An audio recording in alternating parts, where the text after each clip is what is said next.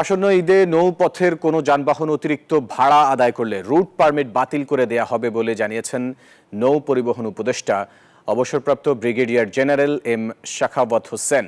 সচিবালয়ে আসন্ন ঈদে নৌপথের নিরাপত্তা সংক্রান্ত বৈঠক শেষে সাংবাদিকদের এই কথা জানান তিনি। বলেন, যাত্রীদের যাতায়াতের সুবিধার্থে 15 রমজান থেকে গুলিস্তান থেকে সদরঘাট পর্যন্ত রাস্তা যানজটমুক্ত রাখারও কড়া নির্দেশনা দেওয়া হয়েছে। 3টার বেশি বাস একসাথে দাঁড়িয়ে থাকতে পারবে না ও অতিরিক্ত যাত্রী বহন করতে পারবেন না বলেও জানান উপদেষ্টা। এগুলো তদারকি করতে নৌ পুলিশের পাশাপাশি নৌবাহিনীর সদস্যদেরকেও নির্দেশ দেওয়া হয়েছে বলে জানান তিনি।